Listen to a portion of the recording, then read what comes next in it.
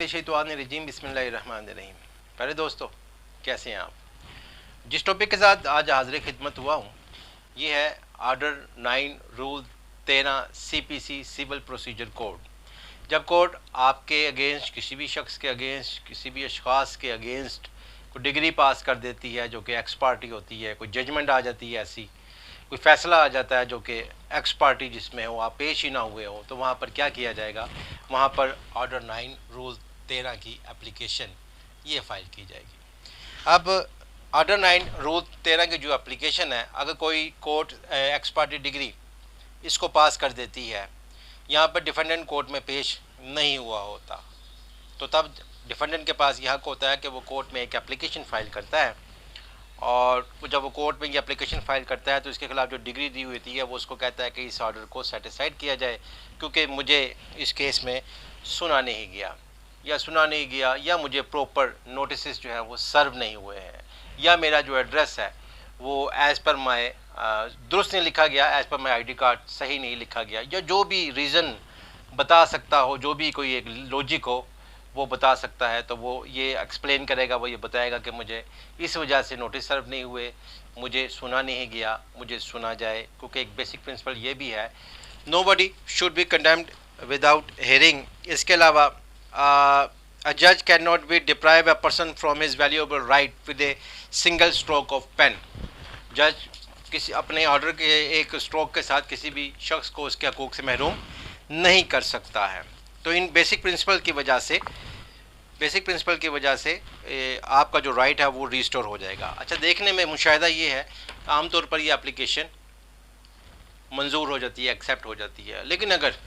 ये application accept नहीं होती है, फिर हम सेशन में जाएंगे, इसको चैलेंज करेंगे, वो भी एक्सेप्ट नहीं होती है, तो फिर 99% ऐसी एप्लीकेशंस हाई कोर्ट से एक्सेप्ट हो जाती हैं, क्योंकि डिफेंडेंट ने ये साबित करना है कि जिस शख्स ने ये पिटिशनर है, जिस शख्स ने ये एप्लीकेशन फाइल की है, इसके नोटिस में था, इसको खातिर ख्वाह मालूमात थी इसके पास कि केस चल रहा है, इसमें ये जानबूझकर पेश नहीं हुआ, तो ऐसी सूरत हाल में कोर्ट के पास ये राइट है कि वो ऐसे शख्स की एप्लीकेशन को एक्सेप्ट नहीं करेगी, क्योंकि जानबूझ के कोर्ट से इसने अपने आप को हाइड रखा। लेकिन नॉर्मली ऐसा नहीं होता है, हर शख्स को ये मौका दिया जाता है कि कोर्ट में अगर वो आया है तो वो कोर्ट में हाजिर होकर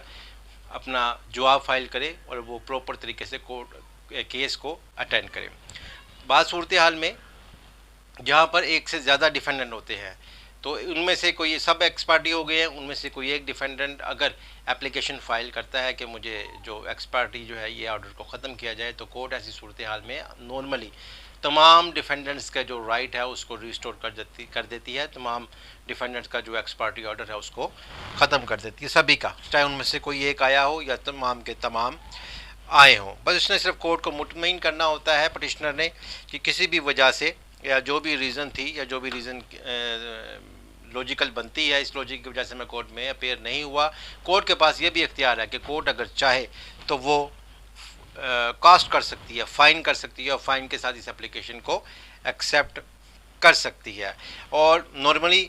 ऐसा होना तो यही चाहिए कि जब आप ऐसी एप्लीकेशन दें तो ऐसी एप्लीकेशन के साथ एक 151 की एप्लीकेशन भी कोर्ट में फ़ाइल करें। 151 की एप्लीकेशन में आप स्टे लेंगे कोर्ट से कि जो भी मेरा इशू चल रहा है, जो मेरा मैटर चल रहा है, इसके जो ऑर्डर है इस पर इसको फर्दर प्रोसीड ना किया जाए, इसमें मुझे स्टे जो है वो दिया जाए। उसके लिए आपको अलग से 151 की एप्लीकेशन लिखनी पड़ेगी। अलावा जी आपको जब आप सेटिस्फाइड एक्स पार्टी ऑर्डर की एप्लीकेशन फाइल करते हैं तो अलग से आपको इसके साथ में कंडोनेशन ऑफ डिले की एप्लीकेशन आप अलग से फ़ाइल नहीं करेंगे, बल्कि इसी एप्लीकेशन में आप एक आधा जो पैराग्राफ है उसका इजाफा कर देंगे। अलग से कंडोनेशन ऑफ डिले की देने की ज़रूरत नहीं है, क्योंकि आप पहले ही ये बयान कर रहे हैं कि आज ही मेरे नोटिस में आया है, कल ही मेरी नोटिस में आया है, 2 दिन कबल, 4 दिन कबल मेरे नोटिस में आया है, इसलिए मैं कोर्ट में आ गया हूँ, इसलिए अलग से कंडोनेशन ऑफ डिले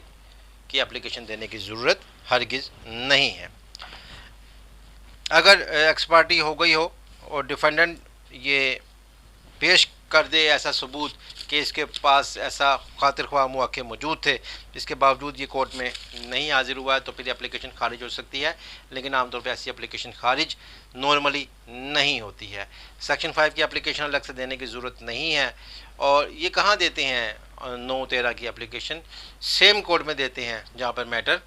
पेंडिंग होता है। कोई भी टेक्निकल रीजन जो है वो इसमें बताई जाती है कि इसमें मेरा एड्रेस ठीक नहीं था, या जो समन किए गए हैं वो मुझे प्रॉपरली सर्व नहीं हुए हैं, अखबार इश्तिहार में प्रॉब्लम है, वगैरह वगैरह वगैरह, कोई भी लॉजिकल रीज़न जो है वो दी जाती है। 9/13 की एप्लीकेशन अगर खारिज हो जाए तो सेशन कोर्ट में इसके ख़िलाफ़ जो है वो जाते हैं। अगर सेशन कोर्ट भी इसको खारिज कर दे तो फिर हाई कोर्ट, और ये नॉर्मली एक्सेप्ट होती ही है, चूँकि राइट से किसी को भी डिप्राइव नहीं किया जा सकता। कोर्ट तो यही कहती है, अदालत यही कहती है, इंसाफ यही कहता है कि हर शख्स को ये परमिशन है, ये इजाज़त है, उसका ये राइट है कि वो कोर्ट में अपेयर हो और अपने ऊपर लगाए जाने वाले मुकदमात का,